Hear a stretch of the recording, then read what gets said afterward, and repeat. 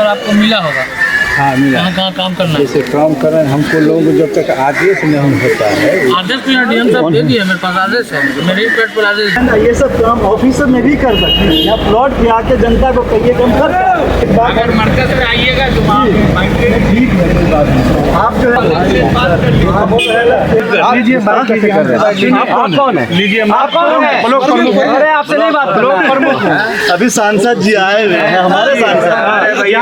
ठीक है, नहीं हमने हमारे एमएलए साहब और एमपी साहब विभिन्न जगह में जा करके वो देख रहे हैं। आप लीजिए बाइट हमसे, प्रशासन की कमी है यहाँ। हम आपसे बात कर रहे हैं, सबसे लीजिएगा। हाँ तो लाचार है तो फिर लाचारी में काम हमारा नहीं बिगड़ना होगा ना। आप लाचार होने से नहीं चलेगा।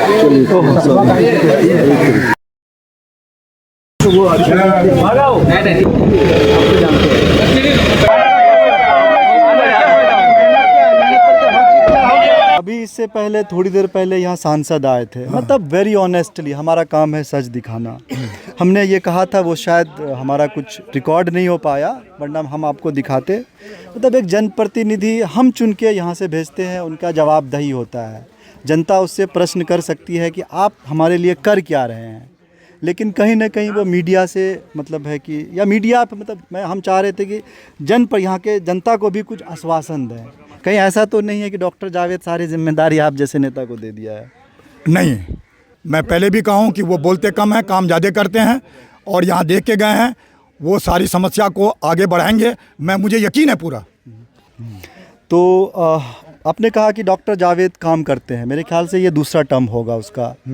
तो आप गिना सकते हैं वो 5 साल में इससे पहले कोई ऐसा मेजर काम जो सीमांचल के लिए या इस क्षेत्र के लिए उन्होंने किया हो? आप मेरे ऑफिस में आइएगा या आपको डॉक्टर साहब के ऑफिस में लेके चलेंगे, आपको सारे रिकॉर्ड दे देंगे। देखिए, मेन स्ट्रीम मीडिया सच दिखाती नहीं है। जो मेन स्ट्रीम मीडिया है वो यहाँ नहीं पहुँच पाएगी। हम जैसे छोटे छोटे प्लेटफॉर्म है जो यहाँ की सच्चाई को थोड़ा बाहर लेके जाते हैं। पब्लिक प्लेटफॉर्म पे कभी कभी वो गुस्सा भी जाते हैं, कहीं लगता है ऐसा कि नहीं। आप लोगों की गलत फहमी है कि वो गुस्सा करते हैं। असल वो काम पे ज़्यादा फोकस करते हैं, बात करने में कम करते हैं। हाँ, रही बात मीडिया की, आप लोगों को ये ख्वाहिश है कि उनका एक इंटरव्यू होना चाहिए, मैं उन तक बात पहुंचाऊंगा। ये मेरा पहला इनकाउंटर था। हमने जो बात कहा वो सोशल मीडिया पे जो बात बहुत वायरल होता है कि डॉक्टर जावेद जो है कि वो इंटरव्यू नहीं देते हैं, पब्लिक को कुछ आश्वासन नहीं देते हैं, वो कांग्रेस के नाम पे। एक चीज़ मतलब ये भी सामने आया था, वो कांग्रेस के नाम पे जीतते हुए मतलब आते हैं। पिछली बार भी उन्होंने कांग्रेस केस से जीता था, अब की बार भी जो है लोग कांग्रेस को वोट दिया। शायद अगर डॉक्टर जावेद किसी और पार्टी के होते तो शायद उनको टिकट या फिर वो नहीं जीतते। मतलब एक हम पब्लिक की बात कह रहे हैं। देखिए, डॉक्टर जावेद वेल एजुकेटेड हैं, सिंसियर हैं, और पार्टी इसलिए उसको टिकट दी, और पार्टी और प्रत्याशी दोनों के कॉम्बिनेशन से सीट निकलता है। ये सीट दोनों के कॉम्बिनेशन से निकला है। यहाँ की जनता उसके ऊपर भरोसा कर रही है। अब रही बात काम का, वो सीरियसली मैं उनको जो पिछले 10 साल से 5 साल मैंने पिछले 5 साल टर्म में, ये 2 साल में उसके अंदर काफ़ी बदलाव आया हुआ है।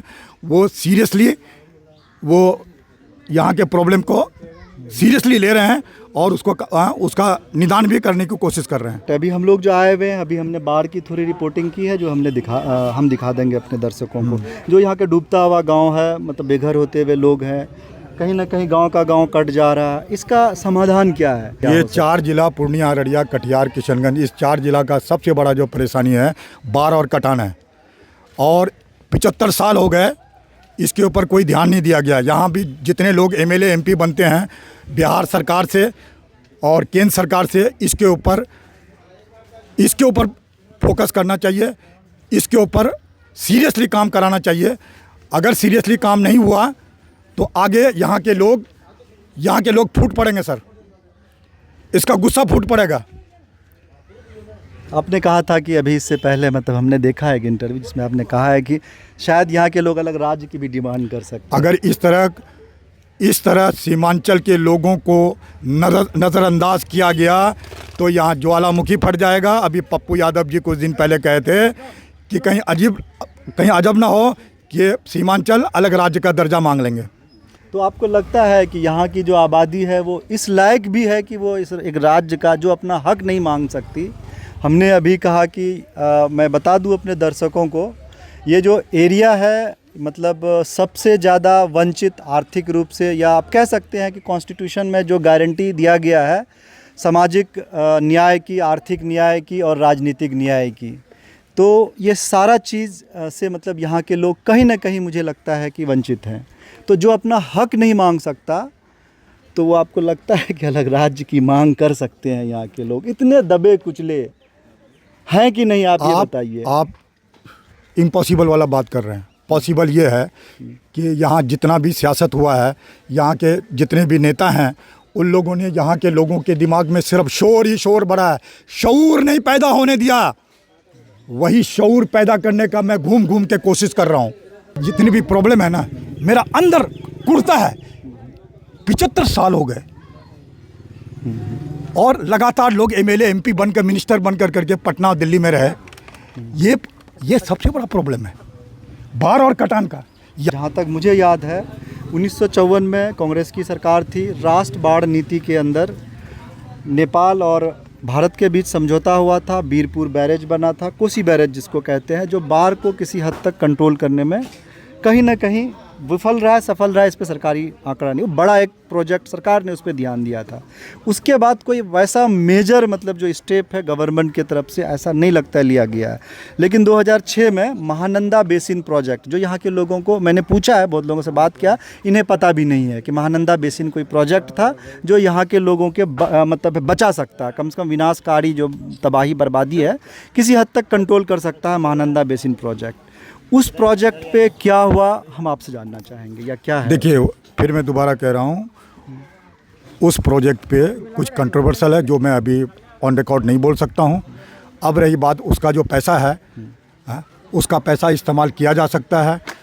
और हमारी जो सरकार है, बिहार सरकार है, पिछले फाइनेंशियल ईयर में लगभग 67,000 करोड़ रुपए केंद्र सरकार को वापस चला गया।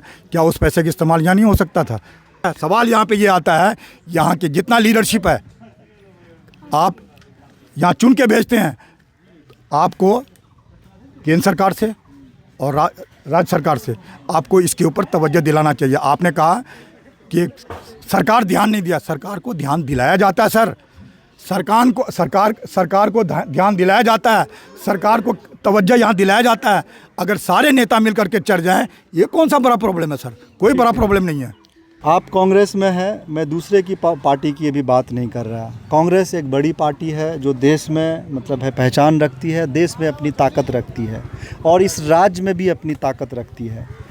तो कांग्रेस का कोई ऐसा डेलीगेशन है जो इस क्षेत्र से, या फिर महागठबंधन का जो नीतीश कुमार को, जो कि यहाँ का चीफ मिनिस्टर है, उनको ध्यान दिलाए, या सेंटर में मोदी जी से बात किया हो इस क्षेत्र के समस्या को? मैं यही चीज़ को पिछले 20 बाइट में यही चीज़ मैंने कहा है कि ये जो बाढ़ और कटान का समस्या है, इसका समाधान केंद्र सरकार को, राज्य सरकार को डेलीगेशन बना करके जाना चाहिए, तभी इसका निकलेगा हल, तभी हल निकलेगा।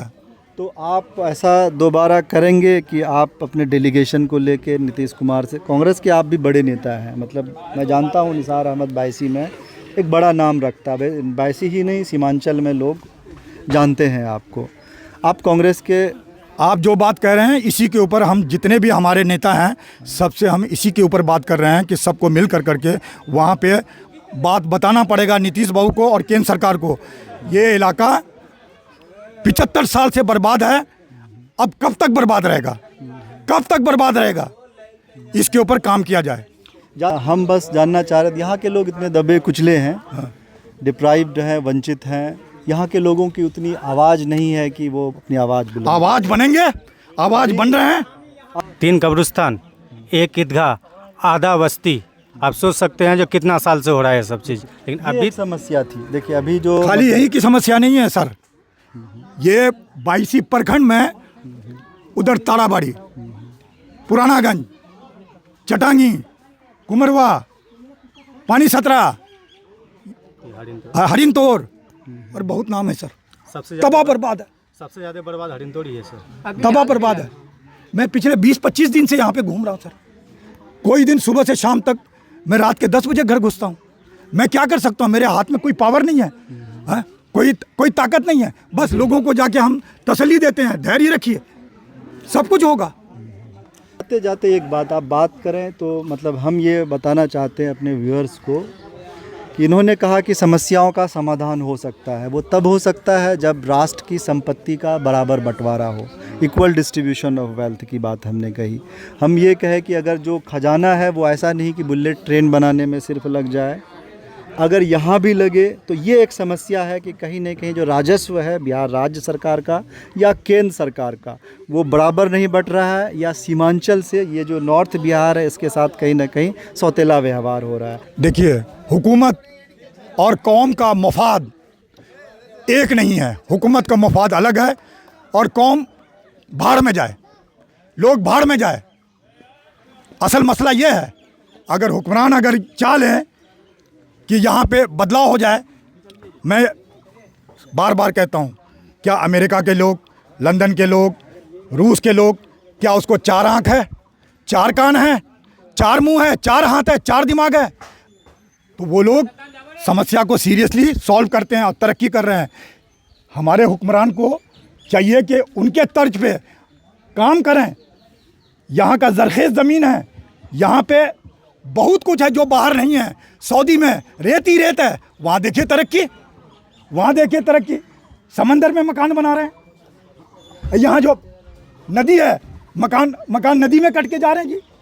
इसका वजह क्या है? नहीं, वो बात नहीं, जबकि डॉक्टर जावेद आके यहाँ एक नज़र भी नहीं देखा, इसका क्या होना चाहिए सोल्यूशन? नहीं, जबकि हाजी सुमन साहब क्या बोले थे, जब हम हरिंदौर को नहीं जानते हैं ना, हरिंदौर से हमको कोई लेना देना नहीं है, इसलिए डॉक्टर जावेद भी सोच लिया हमको हरिंदौर से कोई मतलब नहीं है। मतलब रहता तो अभी देखे रह जाता, यहाँ से सब कुछ करके जाता। चलिए नेताजी से आप बाद में जो है ना सवाल कीजिएगा, इस क्षेत्र में आप कोई बात बहुत नहीं। कुछ किया, आपके लिए आपको कोई गुस्सा नहीं है। तो ये थे निसार भाई, हम आपको मतलब है आप सीमांचल में सीमांचल के एक समाज सेवी हैं, आपसे यहाँ के प्लान को लेके, यहाँ के बेरोजगारी को लेके हम बात करेंगे दोबारा आपसे, कोशिश करेंगे कि हम मिलें और कुछ ना कुछ यहाँ का जो स्थिति है मैजरेबल उसको हम दुनिया तक पहुँचाएं। बहुत बहुत शुक्रिया आपका, आपने हमें टाइम दिया। आपका भी शुक्रिया, मान्यवर आपका भी शुक्रिया।